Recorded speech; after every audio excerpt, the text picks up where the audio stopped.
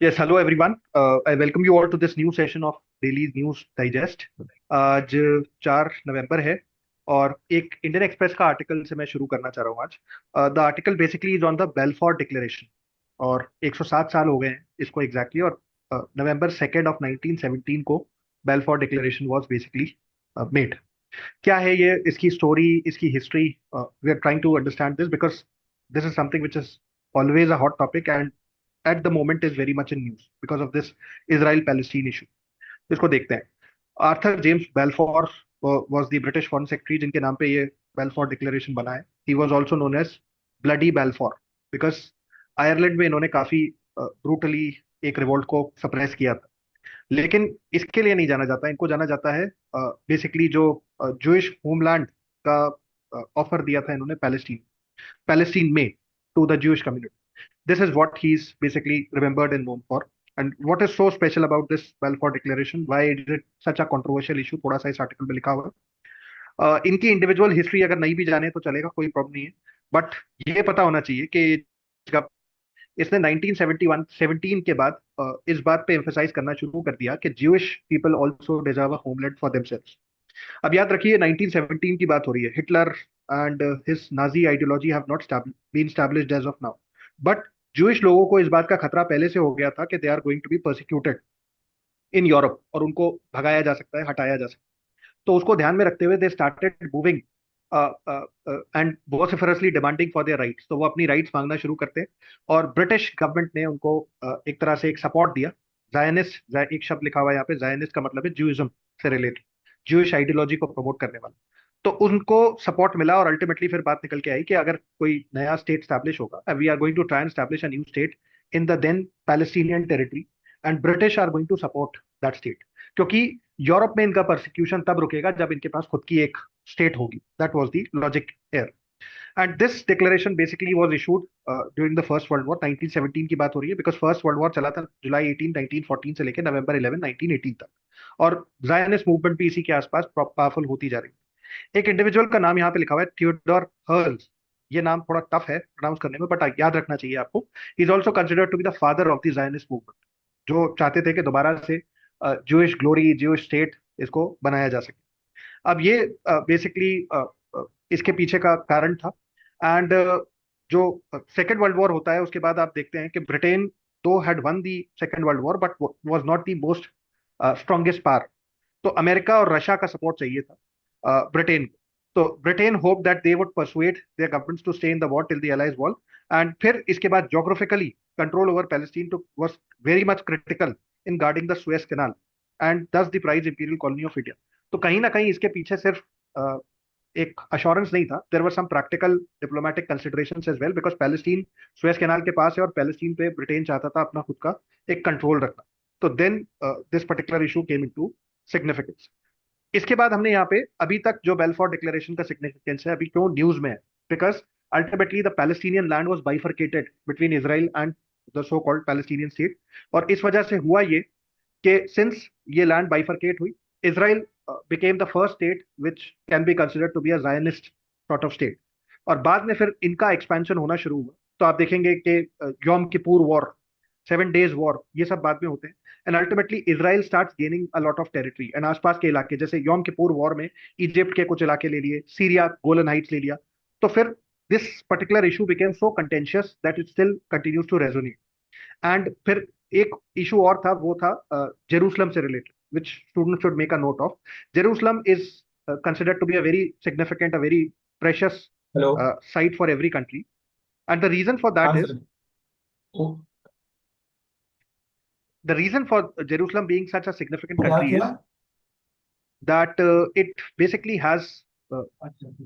a territory जो कि सभी लोग, सभी आसपास की कंट्रीज जो हैं वो चाहते हैं उसमें एक part, because it has 3 religions। It has Christian territory, it has Jewish territory and it has some portions which are very crucial for Muslims as. तो अभी तक ये जो कंट्रोवर्सी चल रही है और जो इंस्टीट्यूशंस आए हैं बाद में जो डेवलप हुए हैं, like Hamas, Hezbollah and ultimately the state of Israel, ये सही कहीं ना कहीं इन सबका ओरिजिन अगर देखें तो बेलफोर डिक्लेरेशन में मिलता है। That is why it becomes such a significant area. तो दिस इज सर ये ऑल। आर्टिकल का इम्पोर्टेंस प्रीलिम्स के लिए भी बहुत सारे फैक्ट्स हैं इसमें, और मेंस के लिए भी है। तो सर मेंस में किस टाइप के क्वेश्चन एक्सपेक्ट किया जा सकता है इससे? सर वर्ल्ड हिस्ट्री के पर्सपेक्टिव से ये एक इंपॉर्टेंट आर्टिकल है। मेरा ऐसा मानना है कि वर्ल्ड हिस्ट्री में यूपीएससी फिलहाल पूछना शुरू कर चुकी है दोबारा से क्वेश्चंस। 24 में जैसे आप देखेंगे देयर वाज 2 क्वेश्चंस जो कि कहीं ना कहीं वर्ल्ड हिस्ट्री के क्वेश्चंस थे। ये एक इंपॉर्टेंट टॉपिक है, सिंस न्यूज में है और ज्यादा इंपॉर्टेंट हो जाता है। तो आप इंटर वॉर ये पढ़ सकते हैं, और जायनिस्ट मूवमेंट अपने आप में एक एरिया है जिसपे यूपीएससी क्वेश्चन पूछ सकता है because of its significance in the news. तो आईआर के पर्सपेक्टिव से भी ये थोड़ा सा सिग्निफिकेंट हो जाएगा। इसराइल के साथ और पैलेस्टीन के साथ इंडिया के बहुत घनिष्ठ मित्रता है, और कहीं ना कहीं देखा जाए तो वर्ल्ड हिस्ट्री के पर्सपेक्टिव से भी एक इंपॉर्टेंट आर्टिकल। तो now I would like to invite Kanhaiya sir to take this discussion forward. Thank you sir. आज के जो इम्पोर्टेंट आर्टिकल है इसमें द हिंदू से मैंने एक आर्टिकल लिया है। This is regarding the tuberculosis report, global tuberculosis report 2024। तो इसमें कुछ डाटा है जो इम्पोर्टेंट है स्टूडेंट के लिए कि इंडिया में ट्यूबरकुलोसिस का बर्डन कितना है। तो जो फर्स्ट पॉइंट है जो नोट डाउन करना चाहिए स्टूडेंट को कि they should know that India had the highest tuberculosis burden इन 2023।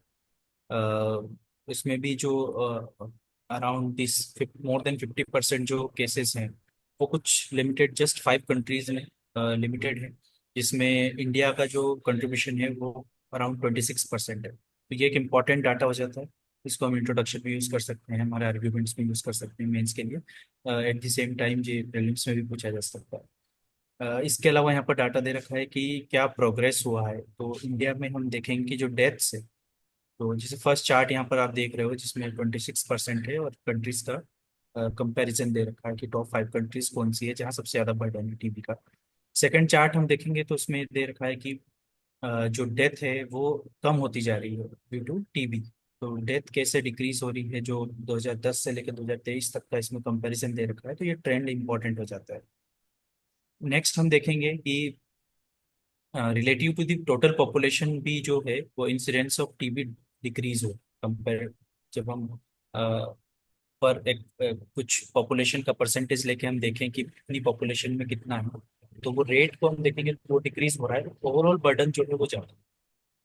इसके अलावा नेक्स्ट इसमें जो दे रखा है कि जो कारण है इसके टीबी के, उसमें सबसे ज्यादा किसका, जैसे चार्ट 5 आप देखोगे कि under under nutrition, diabetes, smoking, alcohol use disorder and HIV। तो ये डिक्रीजिंग ऑर्डर में यहाँ पर दे रखा है कि दीज आर द हैबिट्स और these are the reasons which are mainly causing this TB. तो हाई रिस्क सबसे ज्यादा टीबी का होता है अंडर न्यूट्रिशन के केस में, उसके बाद डायबिटीज जिसको है उसके केस में, then smoking and then alcohol use and then HIV। तो ये वाला चार्ट भी इंपॉर्टेंट हो जाता है। इसके बाद यहाँ पर लिखा है कि एक्सपेंडिचर के बारे में बात की गई है कि इंडिया का कितना एक्सपेंडिचर है इसके केस में, और ये डिक्रीज हो रहा है या इंक्रीज हो रहा है। तो रिपोर्ट के हिसाब से there is been substantial increase in the health expenditure per capita between 2000 and 2021 with the intention of achieving universal health coverage in several lower middle income countries including India। तो India में भी trend देखा गया है कि increase हुआ है expenditure. यहाँ पर एक डाटा दे रखा है कि हाईएस्ट कब हुआ था, तो वो भी इम्पोर्टेंट हो जाता है। इसके साथ साथ यहाँ पर नेशनल टीबी प्रेवलेंस सर्वे का भी मेंशन है, तो वो भी पता होना चाहिए स्टूडेंट्स को क्या होता है। तो मोरलेस हम इसमें देखें तो ज़्यादा इंपॉर्टेंट हमारे लिए डाटा हो जाता है जो हम आंसर्स में यूज़ कर सकते हो। प्रीलिम्स में डायरेक्टली रिपोर्ट पूछा जा सकता है कि रिपोर्ट कौन निकालता है। For example WHO releases this report every year, global tuberculosis report. तो इसके बारे में पूछा जा सकता है कौन रिलीज करता है। इसमें जो क्वेश्चंस हैं किस टाइप के पूछे जा सकते हैं, जैसे इंडेक्स में मैंने ये पहले भी हमने डिस्कस किया है कि इंडेक्स में क्वेश्चन, जैसे फॉर एग्जांपल 2019 में क्वेश्चन आया था कि कौन इसके सब इंडेक्स के बारे में पूछा। World bank ease of doing business की बात करी थी, देन ग्लोबल कॉम्पिटिटिवनेस रिपोर्ट की बात करी थी। रिपोर्ट्स पे क्वेश्चन आते हैं डायरेक्टली, कौन रिलीज करता है। रूल ऑफ लॉ इंडेक्स पूछा गया है 2018 में। 17 में आप देखोगे ग्लोबल जेंडर गैप इंडेक्स पूछा गया है। तो ये इंपॉर्टेंट हो जाता है। इसके साथ मैंने कुछ की इनिशिएटिव नोट डाउन किए हैं यहाँ पर। टीबी के लिए ये स्टूडेंट्स को रीड करना चाहिए कि PM टीबी मुक्त भारत अभियान क्या है, निक्षय पोषण योजना क्या है, and national TB elimination programme क्या है। तो ये 3 इंपॉर्टेंट इनिशिएटिव है गवर्नमेंट के, ये नोट डाउन करना चाहिए, इनको पढ़ना चाहिए। इससे हम डायरेक्टली मेंस में क्वेश्चन एक्सपेक्ट कर सकते हैं। और प्रीलिम्स में भी इसमें क्वेश्चन आ सकता है। तो इंडिया का सर जो टीबी एलिमिनेशन है टारगेट है वो 2030 तक है शायद, तो स्टूडेंट को ये भी याद रखना चाहिए कि 2030 तक हमारा टारगेट है कि हम टीबी को एलिमिनेट कर पाए। यस सर, यस सर, ये इम्पोर्टेंट फैक्ट है सर। इम्पोर्टेंट फैक्ट है। तो ये भी एज ए ऑप्शन हम एक्सपेक्ट कर सकते हैं कि किसी प्रीलिम्स के क्वेश्चन में दे दे, या फिर हम जी सर। इन कंक्लूजन, जैसे गवर्नमेंट टारगेट्स, हम आंसर जब मेंस का आंसर लिख रहे हैं तो कंक्लूजन में हम मेंशन कर सकते हैं कि गवर्नमेंट का इसमें टारगेट। तो this was from my side. Now I would like to invite Ganesh sir to continue the discussion. Thank you sir. आज मेरे पास भी एक काफी इम्पोर्टेंट आर्टिकल है। At the same time it is also very interesting. ये article है collegium system से। Basically this topic comes under GS paper 2 of the syllabus. अब ये जो टॉपिक है कॉलेजियम, ये कई बार अखबार में आ चुका है। इसका एक मुख्य कारण ये है क्योंकि हमारे जो अभी प्रेजेंट सीजीआई हैं, डी वाई चंद्रचूड़, ये ऑनगोइंग सीजीआई हैं और नए सीजीआई अपॉइंट होने वाले हैं। अब यहाँ पे आपको ये देखना है कि कोलिजियम सिस्टम क्या है। एक्चुअली ये जो टॉपिक है ये काफी इंटरेस्टिंग टॉपिक है। देखिए, हमारे संविधान के अंदर जो हायर जुडिशरी के मेंबर्स हैं, लाइक हाई कोर्ट या सुप्रीम कोर्ट के जो जजेस हैं, उनको अपॉइंट करता है president under article 124 of the constitution. ठीक है। Now in this article you need to know more about the what is collegium system and how did it evolve, because ये कोलिजियम सिस्टम इंडिया के लिए काफी यूनिक है। कहीं पे भी दुनिया में इस तरह का सिस्टम पाया नहीं जाता है। बेसिकली कोलिजियम क्या होता है? It is a system of appointment and transfer of जजेस। एंड ये कोलिजियम कहीं पे भी संविधान में मेंशन नहीं है, ना ही ये किसी एक्ट ऑफ पार्लियामेंट में मेंशन है। ये बेसिकली ये जो सिस्टम है ये इवॉल्व हुआ है थ्रू वेरियस सुप्रीम कोर्ट जजेस केसेस। फॉर एग्जाम्पल, पहला ये जो सिस्टम आया था, इशू इसका, ये 1981 में आया था फर्स्ट जजेस केस के अंदर, जहां ये कहा गया था कि जो प्रेसिडेंट, जो देखिए कॉन्स्टिट्यूशन में बस ये लिखा हुआ है कि अपॉइंटमेंट ऑफ द जजेस with the consultation of the CGI. अब यहाँ पे जो कंसल्टेशन है, जो फर्स्ट जजेस केसेस में सुप्रीम कोर्ट ने कहा, खुद कहा कि ये जो कंसल्टेशन है ये कॉन्फ्रेंस का मतलब नहीं है इसका। ठीक है। इट मीन्स अगर प्रेसिडेंट किसी जज को अपॉइंट कर रहा है तो वो सिर्फ उसको इन्फॉर्म कर दे सीजीआई को कि हाँ ये अपॉइंटमेंट हो रहा है, उनसे कॉन्फ्रेंस या उनकी सहमति लेने की जरूरत नहीं है।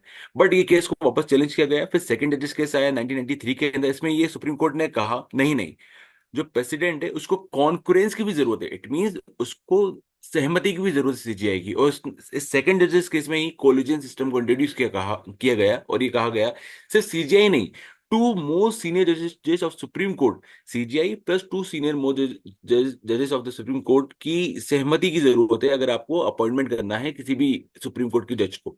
ठीक है। तो ये सेकंड जजेस केस के अंदर इंट्रोड्यूस किया गया। फिर थर्ड जजेस केस हुआ 1998 के अंदर। इसमें सुप्रीम कोर्ट ने पहले तो वैलिडेट किया कॉलेजियन सिस्टम को कि हाँ ये जो सिस्टम इंट्रोड्यूस किया गया है ये बिल्कुल सही है। ठीक है। बट इसके अंदर जो 3 मेंबर बॉडी है, that is the CGI plus two senior most जजेस ऑफ द सुप्रीम कोर्ट, इसको थोड़ा सा एक्सपेंड कर देंगे और यहाँ पे ये 5 मेंबर बॉडी बन जाएगी जहां पे सीजीआई प्लस 4 सीनियर मोस्ट जजेस रहेंगे सुप्रीम कोर्ट के। Okay. Now here you need to know more about what are the procedure for the judicial appointment for both. देखिए, यहाँ पे एक सुप्रीम कोर्ट का अपॉइंटमेंट है जजेस का, एक हाई कोर्ट का है। दोनों के कोलिजियम सिस्टम में थोड़ा सा अंतर है, उसको थोड़ा देख लीजिएगा यहाँ पे। अच्छा, जो सीजीआई का जो अपॉइंटमेंट होता है ये कोलिजियम सिस्टम के थ्रू नहीं होता है। इसमें एक प्रथा चालू हो चुकी है 1970 के दशक से कि जो सीनियर मोस्ट जज होगा उसको जो आउटगोइंग सीजीआई है वो उसका नाम रिकमेंड कर देगा सुप्रीम कोर्ट के जो सीनियर मोस्ट जज होगा प्रेसिडेंट को, और वही सीजीआई बनेगा। ठीक है। तो सीनियरिटी के बेस पे आप सीजीआई बनाते हैं हमारे देश के अंदर। ठीक है। अब ये जो सिस्टम है कॉलेजियम सिस्टम, ये इसमें क्या है, बहुत सारे फायदे भी हैं इसके बट काफी नुकसान भी है। तो आपको ये देखना है कि what are the issues that are related to the collegium system. As I have said कि ये यूनिक सिस्टम है, ना कि इंडिया के पूरे वर्ल्ड में, कि एक जुडिशियल मेंबर बॉडी ही एक जुडिशियल पर्सन को अपॉइंट कर रही है। तो इसने क्या कर दिया, सबसे पहले it had excluded the executive from the process. अब यहाँ पे एक्सक्लूड कर दिया तो क्या हुआ, जो अकाउंटेबिलिटी है वो रिड्यूस होगी, because these judicial member are not accountable to any administrative body whatsoever. Okay, first thing. Next, ऐसा आरोप लगाया जाता है जुडिशरी पे कि because of this collegium system इसने बढ़ावा दिया है भाई भतीजेवाद को। ठीक है। It has enhance the chances of favouritism and the nepotism. अब क्योंकि जुडिशियल, ये माना जाता है कि जुडिशियल मेंबर ही जजेस को अपॉइंट कर रहे हैं। अगर आपकी साथ घाट है या आपकी जान पहचान है तभी आप जज बन पाएंगे, ठीक है। तो एक ये एक इशू, एक साथ एक और इशू आता है, because it is also against the principle of natural justice, it is also against the principle of check and balance, कि आप चेक एंड बैलेंस नहीं कर पा रहे, एक या क्लोज डोर मैकेनिज्म है, ये काफी सारे आरोप इस पर लगाए जाते हैं। तो आप इसको देख लीजिएगा कि what are the issues which are related with the collegium system in India. अब इन इश्यूज को ओवरकम करने के लिए क्या किया गया, सरकार ने एक अटेम्प्ट किया 2014 के अंदर। उन्होंने संविधान के अंदर एक अमेंडमेंट किया जिसका नाम था 99th अमेंडमेंट एक्ट 2014, जिसके तहत उन्होंने एक एक्ट इंट्रोड्यूस किया, इसका नाम था नेशनल जुडिशियल अपॉइंटमेंट कमीशन। अब ये जो नेशनल जुडिशियल अपॉइंटमेंट कमीशन था, इस कमीशन में दोनों पक्ष के नुमाइंदे थे, एक जो सरकारी नुमाइंदे भी थे और जुडिशरी के नुमाइंदे भी थे। बट जुडिशरी ने, सुप्रीम कोर्ट ने इसको स्ट्रक डाउन कर दिया 2015 में, इस ग्राउंड पर कि ये कहा कि it is going to threat to the independence of judiciary, जो जुडिशरी की इंडिपेंडेंसी है उसको ये थ्रेट कर रहा है ये एक्ट, ठीक है। तो इस एक्ट को स्ट्रक डाउन कर दिया गया। Okay, so just try to know more about this collegiate system, what are the issues and how can we reform this system through various measures. Okay, so that's it in this topic. Now I like to call Gaurav sir to take the discussion forward. Thank you. Thank you, sir. So there is one article to be shared with you all from today's edition of Indian Express. तो ये basically this article talks about the divergence between the GDP growth at one hand and the falling rural wages at one place. So ये बात इसकी करता है। तो इसमें दो चार good takeaways हैं। Sorry. First of all, like there is a mentioning of like the labor bureau जो होता है वो daily wage rate data लाता है for 25 agricultural and non-agricultural occupations। तो ये अपने आप में important है। इसमें 12 एग्रीकल्चरल जो सेक्टर्स है उसके लिए होता है और 13 नॉन एग्रीकल्चरल सेक्टर्स होता है। इसके लिए लेबर ब्यूरो जो होता है वेज एक डेटा कंपाइल करता है, ठीक है। And it is compiled across all across India from the 600 sample villages spread over 28 states, so making a uniformity all across India. Then इसमें फिर बात आती है कि इसमें ये जो एग्रीकल्चरल सेक्टर से इसमें क्या क्या है जो एग्रीकल्चर एक तरह से वेज कंपाइलेशन के लिए आता है। इसमें ये ploughing, tilling, sowing, harvesting, winnowing, ये सब कुछ सब सेक्टर्स हैं जो एग्रीकल्चर उसमें लिए जाते हैं।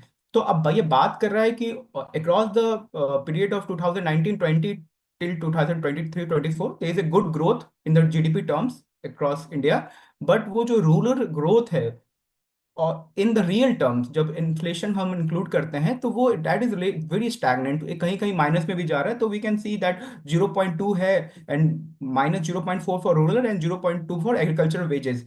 तो इसका एक रीजन जो है वो रीजन, इसमें एक रीजन दिया हुआ कि what is the reason cited for this, that at what place we have good GDP numbers and other hand we have like stagnant growth at the rural and agriculture wages.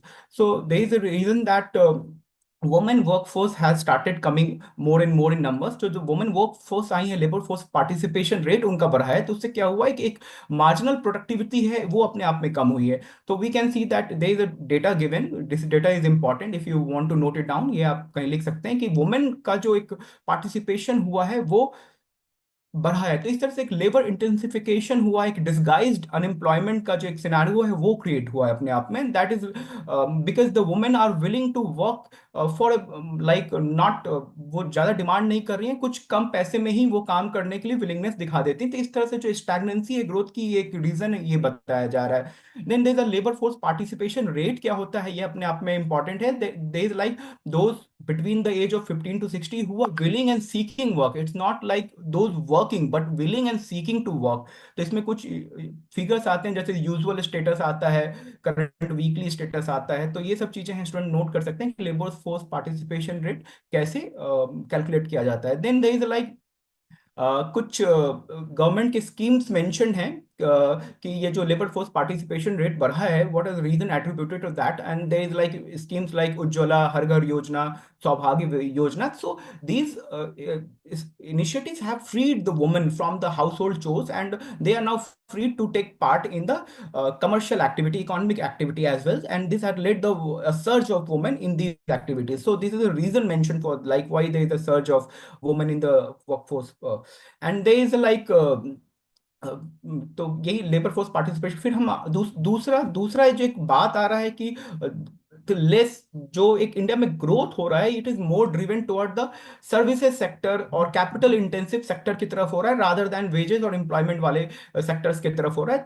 तो एक तरह से labour का displacement हो रहा है। तो labour का डिस्प्लेसमेंट हो रहा है, तो more people are willing to work for few wages. तो इसमें एक टर्म मेंशन है, वो है मार्जिनल प्रोडक्टिविटी। तो ये मार्जिनल प्रोडक्टिविटी क्या होती है, स्टूडेंट को नोट डाउन करना चाहिए। मार्जिनल प्रोडक्टिविटी इज लाइक कि if there is a more and more people contributing for the same thing, the productivity will not enhance, like out input क्या है, output क्या है। If we are like putting two men of doing some work, the output may increase, but till how much? अगर 10 लोग एक ही काम करेंगे तो आउटपुट इंक्रीज नहीं होगा। इसी तरह से ये हो रहा है कि मार्जिनल प्रोडक्टिविटी है वो अपने आप में वो कम कम जा रही है। And then there is mentioning of like इसका मिटिगेशन फैक्टर्स क्या हो सकता है। तो many states are doing some जो एक ट्रांसफर मेथड है, जो मनी ट्रांसफर करते हैं अकाउंट में लोगों के, उसमें कुछ मेंशन है like 20 states, it's like 13 states are mentioning जिनके अपने अपने एक इनिशिएटिव्स हैं कि वो सीधे अकाउंट में ट्रांसफर करते हैं to mitigate this sort of event. Like Rythu Bandhu scheme है तेलंगाना का, and there is a mentioning of Ladki Bahin Yojana of Maharashtra which is transferring 1500 rupees जो है वो वुमेन के बैंक अकाउंट में डालता है, जिससे उनका एक तरह से एक इस तरह के जो एक इन्फ्लेशनरी साइकिल है और जो स्टैग्नेंट एक इनकम है उसको मिटिगेट किया जा सके। तो this is whole takeaway from this article, and I think it is a very good article from point of view of your GS paper 3, और ये काफी इंपॉर्टेंट आर्टिकल बन जाता है इसके लिए। So now I will invite Manish sir to carry forward this discussion. I have one article. This is from the Hindu, and it's talking about the challenges that is being faced in the urban areas across the world. तो इसमें कुछ data है जो बहुत important है। जो first of all जो पहला डेटा वो है कि 4.7 बिलियन और 57.5% of world total population is living in the urban areas. India की बात करें तो 40% of India population lives in the urban area. ये डेटा वर्ल्ड बैंक का है, ये एस्टिमेटेड अराउंड डेटा दिया गया है वर्ल्ड बैंक के द्वारा। दूसरा ये है कि अक्टूबर 31 को हम ऑब्जर्व करते हैं every year world cities day, और इस साल का जो वर्ल्ड सिटी डे का थीम था वो था youth climate challenge change maker catalysing local action for urban sustainability. तो ये डेटा है, हम कहीं पे भी इसको यूज कर सकते हैं। एज फार एज चैलेंजेस की बात की जाए तो यूएन कहता है कि हमने अच्छा खासा प्रोग्रेस अचीव किया in in towards the sustainable development goal. Still the cities across the world are facing certain challenges. जो चैलेंज उसने कहा गया इसमें है poverty, inequality and environmental degradation. और ये जो चैलेंज है जनरली नॉर्थ का है, ग्लोबल नॉर्थ का है। और जब हम ग्लोबल साउथ की बात करते हैं तो ये इंटेंसिफाई हो जाता है because of rapid urbanisation, inadequate infrastructure and limited resources. Because of that हम सिटीज में देखते हैं कि पुअर हाउसिंग की शॉर्टेज होती है, पुअर एसेस होता है, क्लीन वाटर का, ये सारी प्रॉब्लम्स होती है। फिर ये आर्टिकल बात करता है कि जो इंडिया का अर्बनाइजेशन हुआ तो ये कैसे डेवलप किया। तो इसमें बात करता है ग्लोबल साउथ की जो वेस्टर्न कंट्री है कि वहां पे जो अर्बनाइजेशन हुआ that happen along with industrialisation. So तो वहां पे क्या हुआ कि वो क्रिएट, वहां पे उतना जॉब क्रिएट हुआ कि वो सपोर्ट किया और रूरल लेबर को सपोर्ट किया अर्बन एरियाज में। But in case of India it is happening because of it is happening because of economic distress resulting poverty driven urbanization। जो रूरल अर्बन और अर्बन रूरल माइग्रेशन इंडिया का trend है, it is happening because of economic distress. तो फिर यहाँ पे ये article बात करता है कि what are the challenges, India specific challenges की बात करता है। तो यहाँ पे हाईलाइट किया गया है कि इन एडिक्वेट स्पेटियल प्लानिंग एक चैलेंज है, along with that climate change, massive migration, growing inequality and social segregation and the governance limitation. ये चैलेंजेस को हाईलाइट किया है। जो प्लानिंग की बात करते हैं तो प्लानिंग की जो बात है ये इसमें दो पॉइंट्स को हाईलाइट किया है कि जो हमारा प्लानिंग है वो दैट इज आउटडेटेड। सिंस 1980 बहुत आउटडेटेड है, और जो प्रेजेंट की रियलिटी है वो इसमें इनको ये उसको कंसीडर नहीं कर पा रहा है। दूसरा इसमें हाईलाइट किया है कि जो प्लान है that is totally focused on capital growth rather than the people's need. Because of that क्या हो रहा है कि जो ऑनरशिप है, लोकल ऑनरशिप नहीं हो पा रही है, और इंगेजमेंट है जो लोगों का प्लानिंग में वो नहीं हो रहा है। Along with that the second, यहाँ पे कुछ और चैलेंजेस है, जैसे इनइक्वालिटी की बात की जाती है। तो यहाँ पे ये आर्टिकल हाईलाइट करता है कि major chunk of the resources are occupied by very few people, और जो लार्ज मेजोरिटी है वो अभी भी स्ट्रगल कर रही है बेसिक नीड्स के लिए। along with that, climate change की बात करें तो how we are facing the issue like heat island and urban flooding in our urban areas, इसको भी यह हाईलाइट करता है आर्टिकल। और along with that इसमें एक बात किया गया कि जो हमने डिसेंट्रलाइजेशन किया through 74th constitutional amendment urban bodies में, that is not totally effective, because हम जो लोकल प्लानिंग की बात करते हैं, ये हमारे हमने तो डिसेंट्रलाइजेशन किया, but local planning is not totally under the control of urban bodies, इसकी ये बात करता है। और यहाँ पे ये भी बात करता है कि जो प्लानिंग है वो हम कहीं ना कहीं इसको हम आउटसोर्स कर देते हैं प्राइवेट एंटिटीज को। अलॉन्ग विद दैट, जैसे कि हम जो ऑप्शन जो सब्जेक्ट्स की बात करते हैं जिसपे टैक्सेशन वगैरह लोकल बॉडीज कर सकती है, जो आउट ऑफ 18 में हम 3 ही ऐसा है जो इस पे लोकल बॉडीज अपने वो वो कर पा रही है, मतलब यूज कर पा रही है। अलॉन्ग विद दैट इसमें एक बात और की गई है कि जो इंटर गवर्नमेंटल ट्रांसफर होता है that is only 0.5% of GDP जो अर्बन बॉडीज को मिलती है। तो ये कुछ डेटा है जिसमें मेंस में हम यूज कर सकते हैं, इंडिया स्पेसिफिक और वर्ल्ड स्पेसिफिक भी डेटा है। तो ये इम्पोर्टेंट आर्टिकल है, इसको बच्चे तैयार कर सकते हैं। This is all from my side, and with that मुझे लगता with है this I would like to conclude today's session. Thank इसमें you all. मतलब